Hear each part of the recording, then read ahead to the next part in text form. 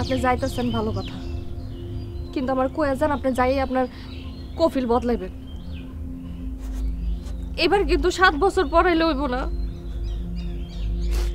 2 বছরের মধ্যে আমি আপনার এনে দেখতে চাই। আমার কথা দিয়েছেন আপনি 2 বছরের মধ্যে আবার ফেরত আইবেন। আমি কেন আসুন বারবার? এখানে এসে আমি কি পামু? মানে কি এগুলো তুই কি করছ বাজান? আমরা তোর রক্ত, এই গ্রামের মাটিতে তোর মা শুয়ে রইছে, এটা তুই কি করলি? তুই বারবার আবি না তো কে আইব? জামাই, তুমি কি কোনো কারণে আমগো সবার উপর রাগ? না, রাগ করি নাই, কিন্তু এবার দেশে ফিরা আমি পুরো একটা ধাক্কা খাইছি। বিদেশে 2টা পয়সা কামানোর জন্য আমরা কত কষ্ট করি, আপনাদের কোনো ধারণা আছে? আপনারা যাতে ভালো থাকতে পারেন, সুখে থাকতে পারেন, সেই জন্য ছুটির দিনও আমরা ভালো কিছু না খাই টাকা জমাই। কিন্তু দেশে এসে আমি কি পাইলাম? আমার নিজের মেয়ে আমার আব্বা কয়ে ডাকে না, ভিডিও কলে কথা কইতে কইতে ওর বিশ্বাসই হইতেছে না তার আব্বা একজন জলজন্ত মানুষ। এই দুঃখ আমি কই রাখি?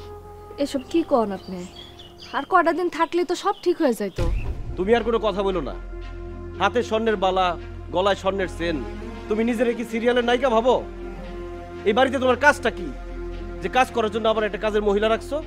তোমার স্বামী কি একজন বড় ব্যবসায়ী?